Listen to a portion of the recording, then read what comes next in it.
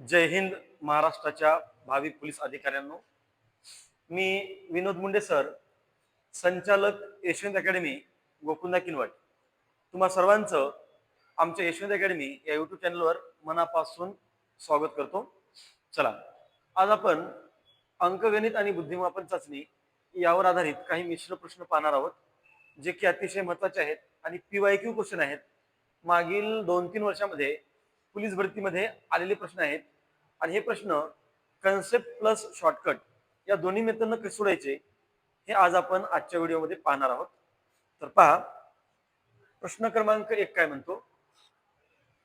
एका मीटरमध्ये किती किलोमीटर असतात? एका मीटरमध्ये किती किलोमीटर असतात म्हणजे बेटा याचा अर्थ काय, तर 1 मीटर बरोबर डॅश डॅश किलोमीटर असं आपल्याला विचारलं. बरोबर, एका मीटरमध्ये किती किलोमीटर असतात म्हणजे याचा अर्थ तुम्हाला 1 मीटरचं रूपांतर हे किलोमीटर मध्ये करायचं बेटा. आणि अंतर मोजण्याचे प्रमाणित एकके कोणते आहेत, तर किमी, किलोमीटर, त्याच्यानंतर हेक्टोमीटर, त्यानंतर आहे बेटा डेकामीटर, त्यानंतर आहे मीटर, त्यानंतर आहे डेसिमीटर, त्यानंतर आहे सेंटीमीटर आणि शेवटी आहे मिलीमीटर. हे अंतर मोजण्याचे प्रमाणित एकके आहेत.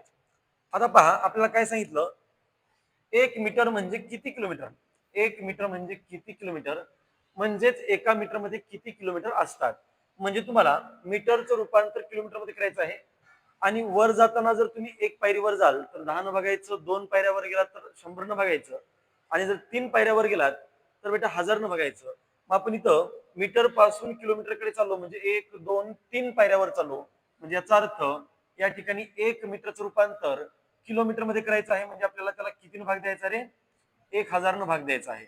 चला, मग या 1 ला जर मी 1000 न भागलं बेटा, तर आता दशांश उजवीकडून डावीकडे 3 घरे सरकणार. 1, 2 आणि 3 पॉइंट म्हणजे 0.001 किलोमीटर एवढं आपलं उत्तर यायला पाहिजे. 0.001 किलोमीटर. 1 मीटर मध्ये किती किलोमीटर असतात, 0.001 किलोमीटर. पर्याय क्रमांक 3 हे माझं उत्तर असायला पाहिजे. चला, पुढचा प्रश्न घ्या. प्रश्न क्रमांक 2. प्रश्न दुसरा काय म्हणतो पहा, 2 तास 30 मिनिटे व 15 सेकंदामध्ये एकूण किती सेकंद असतात. ठीक आहे, म्हणजे सर्वांचं रूपांतर आपल्याला बेटा सेकंदामध्ये करायचं आहे. बघा, 2 तास बरोबर, तर 2 तासाला पण सेकंदात करायचं आहे, 30 मिनिटाला पण सेकंदात करायचं आहे, आणि हे 15 तर सेकंदामध्ये आहेच. मला सांगा, तासाचं रूपांतर सेकंदामध्ये करताना बेटा 36 ने गुणतात. हे 2 तास म्हणजे किती सेकंद, तर 2 गुणिले 36 प्लस. बरोबर, लक्षात ठेवा, तासाचं रूपांतर सेकंदात करताना 36 ने गुणतात, प्लस 30 मिनिटे मिनिटाचं रूपांतर सेकंदात करताना 60 ने गुणतात, म्हणून 30 गुणिले 60 आणि प्लस हे किती सेकंद रे, 15 सेकंद. चला, कॅल्क्युलेशन करा. आता काय होईल पहा बेटा, 36 दुनी 72, समोरचे 2 शून्य, साइन त्रिक 18 आणि हे एकन 1 2 शून्य, आणि पुन्हा प्लस किती आहे रे, 15. पुन्हा किती, प्लस 15. आता हे 7200 आणि 1800, 9000 आणि 9000 प्लस 15. ठीक आहे, या दोघांची बेरीज येतील 9000 आणि पुन्हा प्लस किती आहे, 15. म्हणजे आपलं उत्तर 9000 अधिक 15 बरोबर 9015 सेकंद एवढं उत्तर आपलं यायला पाहिजे. 9015 सेकंद. कशा कशाचं रूपांतर केलं बेटा आपण, 2 तास 30 मिनिटे आणि 15 सेकंदामध्ये एकूण किती सेकंद असतात, तर 9015 सेकंद असतात. 9015 सेकंद असतात, जे की पर्याय क्रमांक 1 मध्ये आपल्याला दिसते 9015. आणि बेटा हा प्रश्न मुंबई शहर पोलीस 2024 मध्ये आपल्याला विचारलेला आहे. चला, त्यानंतर बघा प्रश्न क्रमांक 3. तिसरा प्रश्न, 96 मीटर लांबीच्या दोरीचे, एक दोरी आहे जिची लांबी आहे 96 मीटर. 96 मीटर लांबीच्या दोरीचे 12 मीटरचा एक तुकडा याप्रमाणे 8 तुकडे बनविण्यासाठी किती वेळा कापावे लागेल. मुंबई पोलीस 2024 मध्ये हा प्रश्न विचारला आहे. 8, 7, 5 आणि 6 हे आपल्याला पर्याय दिले. बघा 96 मीटर लांबीची दोरी आहे आणि या 96 मीटर लांबीच्या दोरीपासून 12 मीटरचा जर एक तुकडा केला बेटा, तुकडे किती पडतात रे? 8 तुकडे पडतात. आणि आपल्याला विचारलं 8 तुकडे बनवण्यासाठी किती वेळा कापावे लागेल. चला आता लक्षात घ्या, या ठिकाणी तुकडे किती पडले बेटा? एखादी एक दोरी आपण कापली तर तुकडे किती पडले रे? 8 है ना. 96 मीटरची दोरी आहे, प्रत्येक तुकडा 12 मीटरचा, 12×96 म्हणजे तुकडे किती पडले? 8. आणि आपल्याला विचारलं किती वेळा कापावे लागेल, म्हणजे कापांची संख्या आपल्याला विचारली. कापांची संख्या बेटा तुकडे -1 असते. म्हणजे एखाद्या दोरीला जेव्हा आपण काप घालून तुकडे पडतो, तुकड्याच्या संख्येपेक्षा कापाची संख्या 1 ने कमी असते. मग तुकडे किती पडले रे? 8. 8 मधून 1 मायनस केला बेटा कापांची संख्या किती यायला पाहिजे? 7. पर्याय क्रमांक 2 आहे. किती वेळा कापावे लागेल? तर उत्तर आहे 7 वेळा कापावे लागेल. उदाहरणामध्ये बघा बेटा, ही एक दोरी आहे, मी हिला 2 काप घातले. या दोरीला मी 2 काप घातले. तुकडे किती पडले बरं? तुकडा क्रमांक 1, तुकडा क्रमांक 2, तुकडा क्रमांक 3. तुकडे पडले 3, पण काप किती घातले? 2. आता दुसरं एक उदाहरण, या दोरीला असे मी 4 काप घातले. तुकडे किती पडले? 1, 2, 3, 4, 5. तुकडे पडले 5 आणि काप किती घातले बेटा? 4. मग याच्यावरून आपल्याला काय लक्षात येईल की एखाद्या दोरीचे तुकडे पाडल्याच्या नंतर तुकड्यांपेक्षा कापांची संख्या 1 ने काय असते? कमी असते. मग तुकडे जर 8 पडले असतील तर आपण काप किती घातले असतील? 7 काप घातले असतील. चला प्रश्न क्रमांक 4. 120 मीटर लांबीची रेल्वे पहा, 120 मीटर लांबीची रेल्वे एका खांबाला 4 सेकंदामध्ये ओलांडते, तर त्या रेल्वेचा तासी वेग किती? असं आपल्याला विचारलं. पुणे पोलीस 2024 मध्ये हा प्रश्न विचारलेला आहे. लक्षात घ्या बेटा, एखादी रेल्वे जेव्हा एखाद्या खांबाला ओलांडते तेव्हा ती स्वतःच्या लांबी इतकंच अंतर पार करते. मग या 120 मीटर लांबीच्या रेल्वेनं जर या एका खांबाला 4 सेकंदात ओलांडला असेल तर याचा अर्थ ती गाडी 4 सेकंदामध्ये स्वतःच्या लांबी इतकं अंतर पार केले असेल. म्हणजे आता आपण पहिल्यांदा काय करू, त्या गाडीचा एमएस वेग काढू. कोणता वेग? एमएस वेग म्हणजे मीटर पर सेकंद वेग. मग आता मीटर पर सेकंद वेग कसा मिळेल बेटा? ही गाडी किती अंतर गेली रे? 120 मीटर. किती सेकंदामध्ये? 4 सेकंदात. 4 त्रिक 12 आणि समोरचा एक 0. म्हणजे मला एमएस वेग किती मिळाला? 30.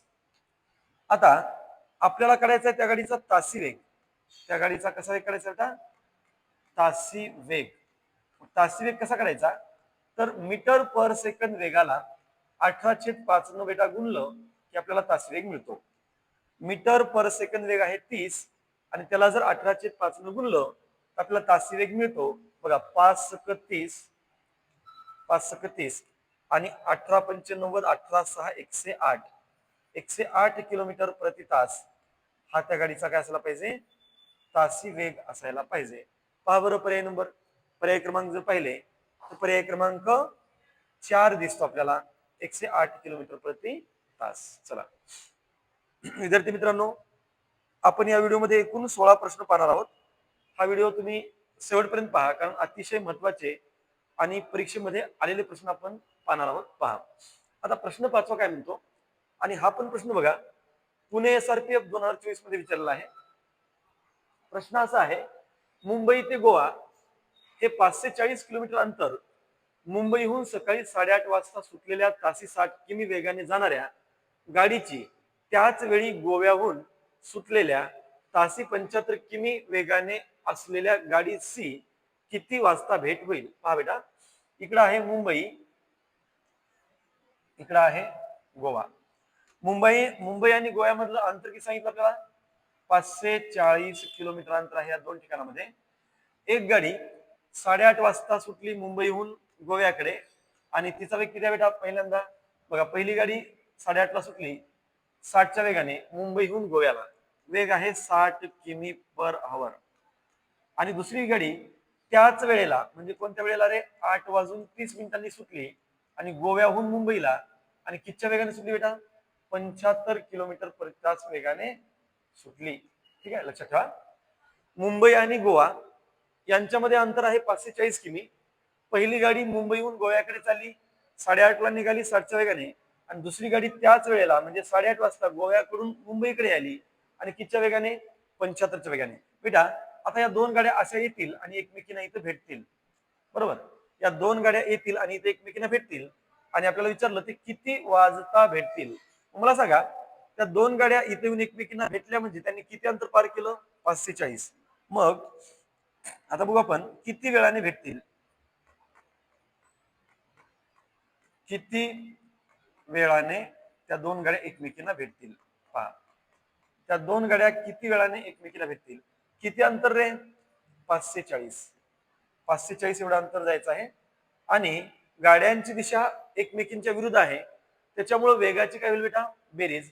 म्हणजे 60 आणि 75 यांची बेरीज किती होणार? 135. 135 आहे ना.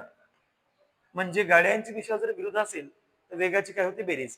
आता 135 चोक 540 म्हणजे त्या गाड्यांची भेट किती तासांनी होईल? 4 तासांनी. किती वेळाने भेटतील? तर 4 तासांनी भेटतील. मला सांगा, त्या गाड्या कधी निघाल्या होत्या रे? 8:30 निघाल्या होत्या. आणि कधी बेटा? सकाळी. सकाळी 8:30 निघाल्या होत्या. आता इथून पुढं त्या गाड्या 4 तासांनी एकमेकींना भेटतील. म्हणजे 8:30 4 तास प्लस करा म्हणजे 12:30 आणि 12:30 म्हणजे काय? दुपारी 12:30 त्या दोन गाड्या एकमेकींना भेटायला पाहिजे 12:30 दुपारी. पर्याय क्रमांक 4 दुपारी 12:30. ठीक आहे, पर्याय क्रमांक 4 या प्रश्नाचं उत्तर आहे. त्या गाड्या एकमेकींना 4 तासांनी भेटतील. आणि कुठून पुढे 4 तासांनी? तर 8:30च्या नंतर 4 तासांनी म्हणजे दुपारी 12:30 वाजता त्या दोन गाड्यांची भेट झाली पाहिजे. चला पुढं. एक रेल्वे 800 मीटर अंतर 60 सेकंदामध्ये ओलांडते तर त्या रेल्वेचा तासी वेग किती? पहा, 2 SRPF मध्ये हा प्रश्न विचारला आहे.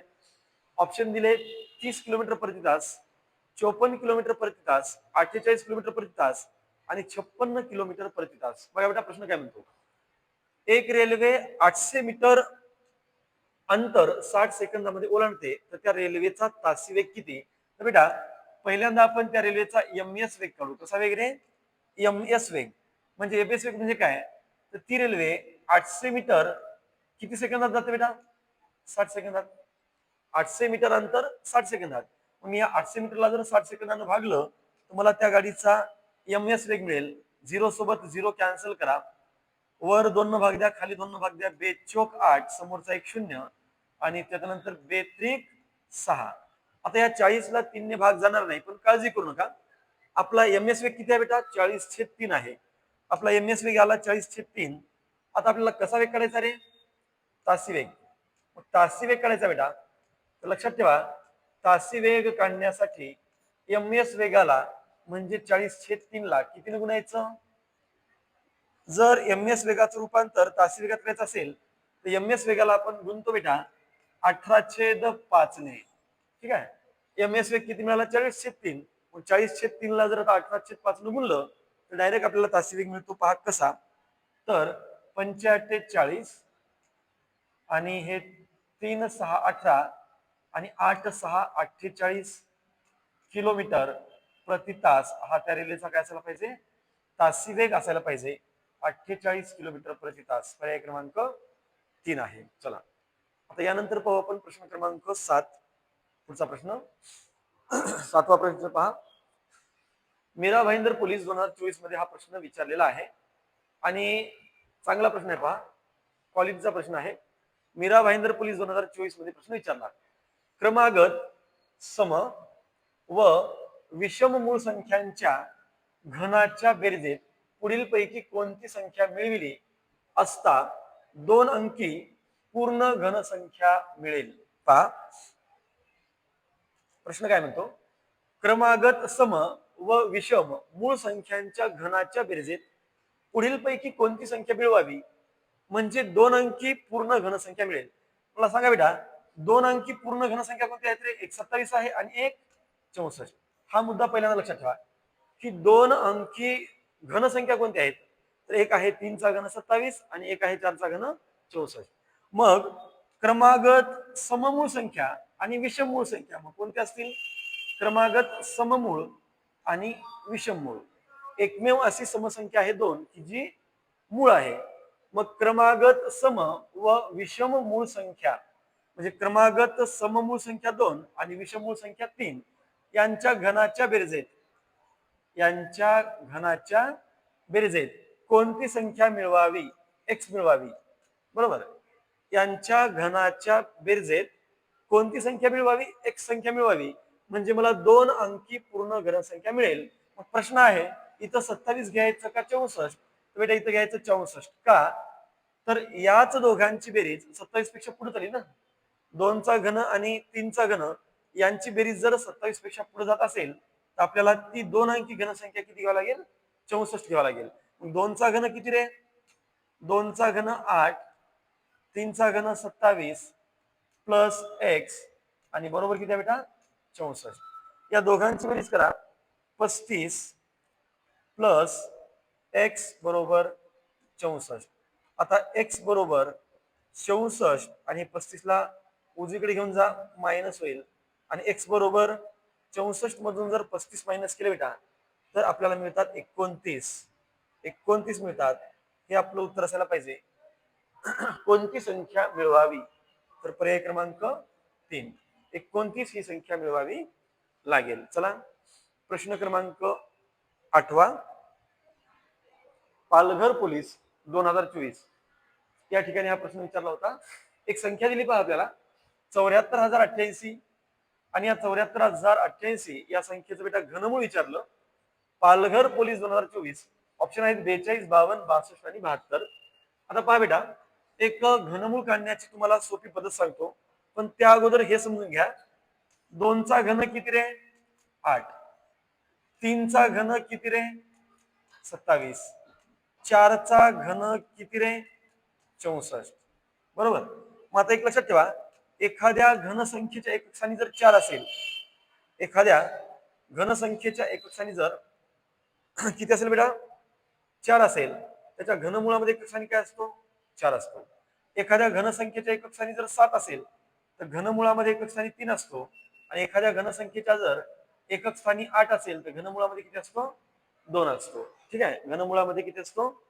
2 असतो. पहा आता या ठिकाणी याच नियमाचा आपण उपयोग करू. कसं?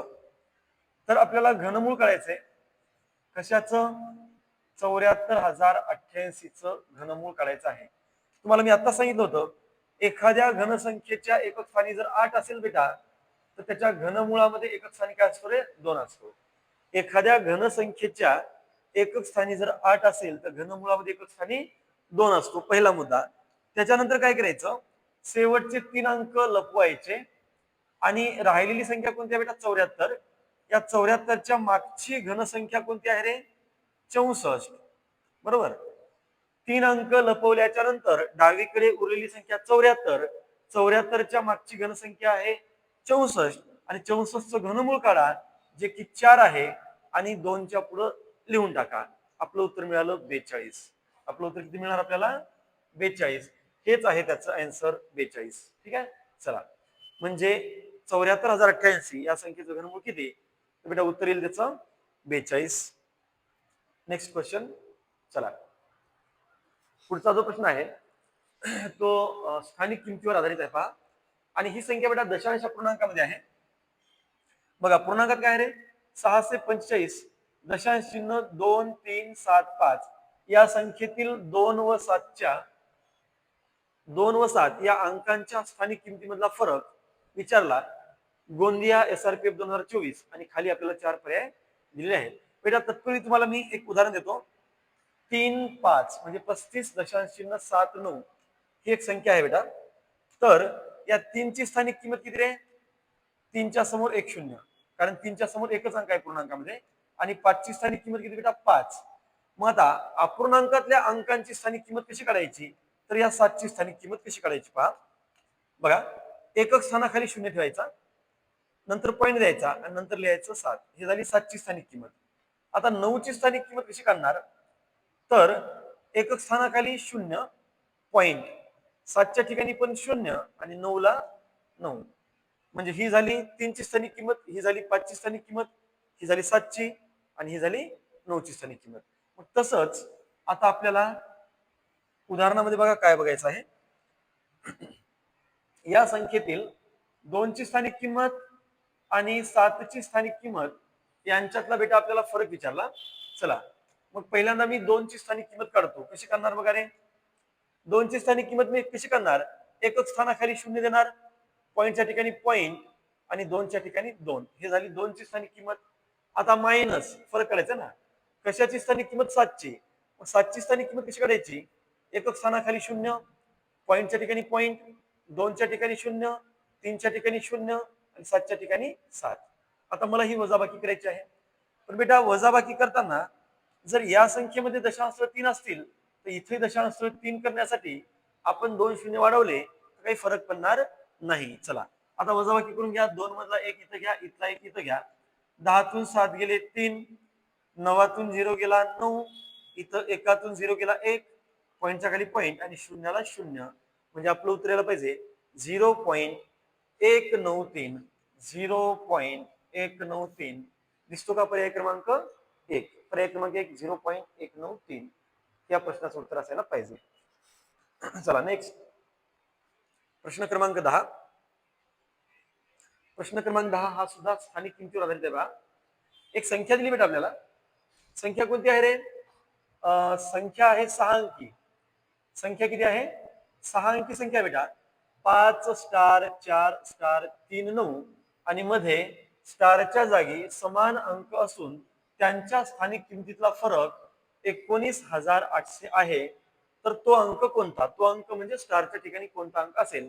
तर बेटा एक तुम्हाला शॉर्टकट सांगतो. तुम्हाला स्टारच्या ठिकाणी दिलेला अंक ओळखायचा आहे आणि स्थानिक किमतीमधला फरक किती आहे रे, 19,800.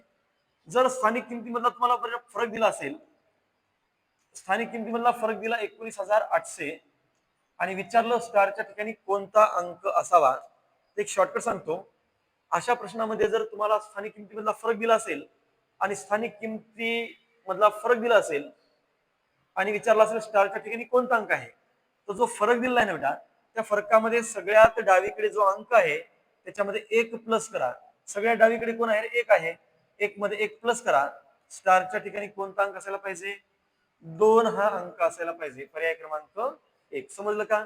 जो फरक दिलेला असतो त्या फरकामध्ये जो अंक डावीकडे असतो त्याच्यामध्ये 1 प्लस केल्याच्या नंतर आपल्याला स्टारच्या ठिकाणचा अंक मिळत असतो, तो असेल 2. चला जर पडताळा करायचा म्हणलं तर आपण पडताळा करून पाहू.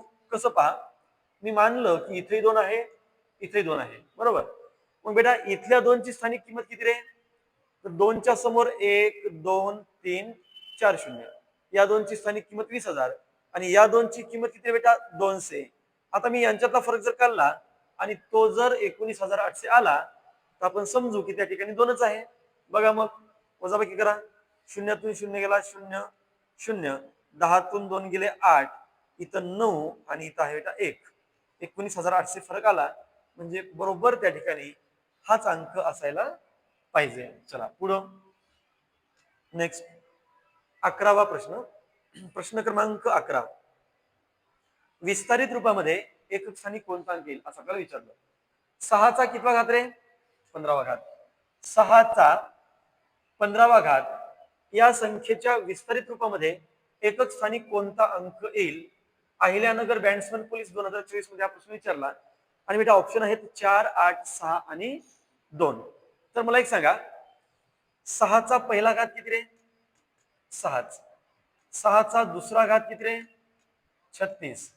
6चा तिसरा घात किती बेटा, 216. तुम्ही 6चा कितवाही घात घ्या, 6चा पहिला घात घ्या, 6चा दुसरा घात घ्या, 6चा तिसरा घात घ्या किंवा 6चा चौथा घात घ्या. 6चा चौथा घात जरी घेतला तरी तुम्हाला विस्तारित रूपामध्ये एकक स्थानी 6च दिसणार. काय दिसणार, 6. 6चा कितवाही घात करा, एकक स्थानी काय येईल, 6च येईल. ठीक आहे, हा त्याचा नियम आहे. पण बेटा त्याला एक अपवाद आहे. त्याला एक अपवाद आहे. 6चा घातांक जर 0 असेल बेटा तर विस्तारित रूपामध्ये एकक स्थानी 1 येईल. 6चा जर 0वा घात असेल ना तर विस्तारित रूपामध्ये एकक स्थानी 6 येणार नाही, तर 1 येईल. त्याचं कारण काय? तर घातांकाचा नियम आहे, कोणत्याही संख्येचा घातांक जर 0 असेल तर त्याचं उत्तर 1 येते. म्हणजे हा जर अपवाद सोडला तर 6चा घातांक 1 असू द्या, 2 असू द्या, का 3 असू द्या, का 4 असू द्या, का 5 असू द्या, विस्तारित रूपामध्ये एकक स्थानी किती येईल? 6 येईल. मला सांगा, या ठिकाणी पायाच्या ठिकाणी एकक स्थानी 6 आहे आणि घातांक 15वा आहे. मग तुम्ही त्याचं विस्तारित रूप जर केलं तर याचा अर्थ येणाऱ्या किमतीमध्ये तुम्हाला एकक स्थानी 6च अंक दिसायला पाहिजे. पर्याय क्रमांक 3. बेटा मी जर तुम्हाला सांगितलं 6चा 8वा घात विस्तारित रूपामध्ये एकक स्थानी कोणता अंक येईल? 6 येईल. 6चा 19वा घात विस्तारित रूपामध्ये एकक स्थानी कोणता अंक येईल? 6 येईल. 6चा 15वा घात विस्तारित रूपामध्ये एकक स्थानी कोणता अंक येईल? 6 येईल. म्हणजे पाया जर 6 असेल आणि घातांक 0 वगळता कोणता जरी असेल ना, तर विस्तारित रूपामध्ये एकक स्थानी 6च येत असतो. फक्त त्याला अपवाद आहे 6चा कितवा घात? 0वा घात. हे पण लक्षात ठेवा. चला पुढं प्रश्न क्रमांक 12. 25 दशांश चिन्ह 9, 4, 6, 7 यामध्ये 9 व 7च्या स्थानिक किमतीतला फरक किती? यामध्ये 9 व 7च्या स्थानिक किमतीमधला फरक किती? बेटा आताच पाहिलं होतं आपण या प्रकारचं एक उदाहरण. पहा मग आता काय करणार रे? पहिल्यांदा मी 9ची स्थानिक किंमत काढणार. कशी काढणार? एकक स्थानाच्या खाली 0, पॉइंटला पॉइंट आणि 9ला 9. ही झाली 9ची स्थानिक किंमत. आता मायनस त्याच्यामधून 7ची स्थानिक किंमत आपल्याला वजा करायची आहे. कशी काढायची? एकक स्थानाखाली 0, पॉइंटच्या खाली पॉइंट, 9च्या ठिकाणी 0, 4च्या ठिकाणी 0, 6च्या ठिकाणी 0, 7ला 7. चला आता ही वजाबाकी करताना मला इथं 3 शून्य ठेवावे लागतील. ठेवले आणि आता वजाबाकी करा. 1 1 1 10तून 7 गेले 3, 9तून 0 गेला 9, 9तून 0 गेला 9, इथं 8तून 0 गेला बेटा 8, दशांशाखाली दशांश चिन्ह आणि शून्यातून 0 गेला 0. म्हणजे माझं उत्तर 0.8993, 0.8993 हे आपलं उत्तर असायला पाहिजे. पर्याय क्रमांक 4. ठीक आहे, पर्याय क्रमांक 4 आहे. पुढचा प्रश्न, प्रश्न क्रमांक 13. प्रश्न क्रमांक किती? 13. बघा रे काय म्हणतो की इथं बेरजेची क्रिया आहे आणि इथं वजाबाकीची क्रिया आहे. नागपूर शहर पोलीस 2024 मध्ये हा प्रश्न विचारलेला आहे आणि आपल्याला हे 4 ऑप्शन दिले आहेत. पहा कसं. आता काय करायचं? तर आता लक्षात ठेवा, एक नियम आहे. दशांश अपूर्णांकाचा भागाकार करताना अंशात आणि छेदामध्ये दशांशांची संख्या कशी असावी? समान असावी. आणि अंशामध्ये आणि छेदामध्ये जर दशांश समान असतील तर ते कॅन्सल होतात. म्हणून बेटा मी डायरेक्ट काय करतो बघा रे. आता या ठिकाणी अंशामध्ये दशांश किती आहेत? 2 आणि छेदामध्ये एकच आहे. मी इथे एक शून्य ठेवून दिला. का ठेवला? अंशात आणि छेदामध्ये समान दशांश करण्यासाठी. आता इथं छेदामध्ये दशांश 3 आहेत, अंशामध्ये 2च आहेत. मी वर एक शून्य ठेवणार का? तर दशांश समान करण्यासाठी. मायनस छेदामध्ये दशांश 4 आहेत आणि अंशामध्ये 3च आहेत. मी इथं पण एक शून्य ठेवणार का? तर दशांश समान करण्यासाठी. मग बेटा दशांश जर समान झाले तर ते कॅन्सल होतात.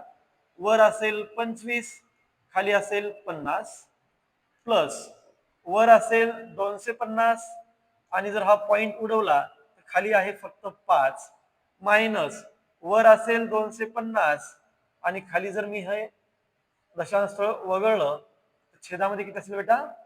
5. ठीक आहे. चला आता मला सांगा रे, हे 25/50 म्हणजे काय रे? हे 25/50 म्हणजे काय? तर सर 25/50 म्हणजे 25 एक 25, 25 दोन्ही 50, 1/2. मग 1/2 म्हणजेच काय रे? तर 0.5, ज्याला आपण अर्धा म्हणतो. बरोबर आहे? ज्याला आपण काय म्हणतो? अर्धा म्हणतो. मग मी आता बेटा या 25/50 ला काय लिहू शकतो रे? मी या 25/50 ला आता या ठिकाणी मी 0.5 लिहू शकतो. चला लिहिलं. अधिक 5 न 250 भाग द्या, 5 5 25 समोरचा 0, मायनस पुन्हा 5 न 250 भाग द्या, 5 5 25 समोरचा 1 0. बेटा आता या ठिकाणी पॉझिटिव्ह 50 निगेटिव्ह 50 काय होतील? कॅन्सल. कारण त्या विरुद्ध संख्या आहेत आणि विरुद्ध संख्यांची बेरीज 0 असते म्हणून त्या कॅन्सल झाल्या. आता उरलं फक्त किती रे? 0.5. किती उरले? 0.5 शिल्लक आहेत. म्हणजे आपल्या प्रश्नाचं उत्तर 0.5 यायला पाहिजे आणि पर्याय नंबर 1 मध्ये दिसतो आपल्याला 0.5. चला नेक्स्ट 14वा प्रश्न. धुळे पोलीस 2023 मध्ये हा प्रश्न विचारलेला आहे आणि अगदी सोपा प्रश्न आहे बघा. दशांश अपूर्णांकाची बेरीज करायची होती आपल्याला. 2 अधिक 0.2 अधिक 0.02 अधिक 0.022 यांची आपल्याला बेरीज करायची. मग मला सांगा, दशांश अपूर्णांकाची बेरीज करताना एकच काळजी घ्यायची की दशांश स्थळाखाली दशांश स्थळ आलं पाहिजे. मग आता या 4 संख्यांमध्ये जास्त दशांश स्थळे कोणत्या संख्येत आहेत बेटा? चौथ्या संख्येमध्ये दशांश स्थळ 3 आहेत. ती संख्या मी शक्यतो सुरुवातीला लिहून घेतो. 0.022 लिहिलं. आता त्याच्यानंतर ही संख्या लिहिल्याच्या नंतर त्याच्या खाली ही संख्या लिहा 0.02 आणि इथे एक शून्य वाढवला तरी काही फरक पडत नाही. पुन्हा ही संख्या लिहा 0.2 समोर 0.0 आणि शेवटी ही संख्या लिहा 2 पॉइंट. आता बघा, एखाद्या संख्येमध्ये जर दशांश स्थळ नसेल बेटा, उदाहरणामध्ये 19 पॉइंट जर नसेल ना, तो कुठं असतो? तो एककाच्या उजवीकडे असतो. मला सांगा, या दोन संख्येमध्ये पॉइंट कुठं नाही म्हणजे कुठं आहे? 2च्या उजवीकडे आहे. 2.000. चला बेरीज करा. बेरीज सगळ्यांना जमायला पाहिजे. 2 2 2.2. सॉरी, थोडस इथं आपण लक्ष देऊ. इथं काही बघा थोडस मिस्टेक झाली.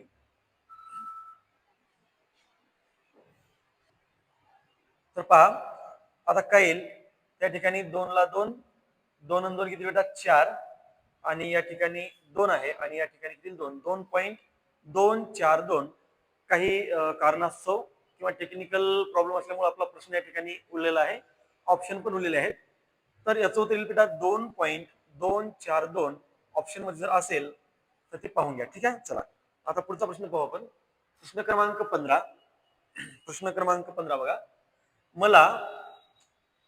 मला 19 मीटर दोरखंडाचे 1 मीटर लांबीचे तुकडे कापून तयार करायचे आहेत. प्रथम मी त्या दोरखंडाचे दोन्ही टोक जुळून घेतले आणि मला हवे असलेले दोरखंडाचे तुकडे मिळण्यास कमीत कमी किती वेळा कापावे लागेल? नागपूर ग्रामीण पोलीस 2024. ऑप्शन आहेत 18, 9, 10 आणि 19. बेटा, 2 टोक जुळवून घेतले आणि पुन्हा काप घातले असं विचारलं, पण काळजी करू नका. अगोदर काय करायचं सांगतो. न जुळवता काप, न जुळवता किती काप घालावे लागतील आपण हे बघू. मग न जुळवता किती काप घालायचे बघा. तर काय करा, अगोदर दोरी किती आहे बेटा? आपण तुकडे बनवू. तुकडे पहिल्यांदा बघा, तुकडे किती पडतील? दोरीची लांबी किती आहे रे? 19 मीटर. दोरीची लांबी किती आहे? 19 मीटर. आणि त्याच्यापासून तुम्हाला जे तुकडे पडायचे आहेत, तो प्रत्येक तुकडा किती मीटरचा बेटा? 1 मीटरचा. दोरीची लांबी आहे 19 मीटर, प्रत्येक तुकडा पाहिजे 1 मीटरचा. 19 ला जर 1 न भागलं तर 19 तुकडे पडतील. किती तुकडे पडतील? 19. मला सांगा, न जुळवता किती काप करावे लागतील? न जुळवता काप, न जुळवता किती काप घालावे लागतील? बेटा, तुकड्याच्या संख्येपेक्षा कापाची संख्या 1 ने कमी असते. म्हणजे जर मी ती दोरी न जुळवता काप घातले तर किती घालावे लागतील? 18. पण या ठिकाणी आपल्याला काय सांगितलं? दोरी जुळवलेली आहे. दोरी जर जुळवलेली असेल बेटा, तर जुळवून काप, त्याला काय म्हणायचं? जुळवून काप किती घालावे लागतील? तर याचं उत्तर कसं काढायचं? न जुळवता जेवढे काप घालावे लागले त्याच्या निम्मे काप जुळवून घालावे लागतात. आपलं उत्तर येईल पर्याय क्रमांक 2. समजलं का? म्हणजे दोरीचे 2 टोक जुळवले असं जरी सांगितलं तर आपलं पहिलं काम काय की दोरीची लांबी आहे 19 मीटर, प्रत्येक तुकडा पाहिजे 1 मीटरचा. तुकडे पडतील 19. तुकडे किती पडतील? 19. मग न जुळवता मला किती काप घालावे लागतील? 19 - 1 18. का? तर तुकड्यापेक्षा कापाची संख्या 1 ने काय असते? कमी असते. मग न जुळवता मला जर 18 काप घालावे लागत असतील तर जुळवून मला 18/2 म्हणजे 9 काप घालावे लागतील. चला पुढं एक शेवटचा प्रश्न. खाली दिलेल्या पर्यायातील सर्वात लहान अपूर्णांक कोणता? खाली दिलेल्या पर्यायातील सर्वात लहान अपूर्णांक कोणता?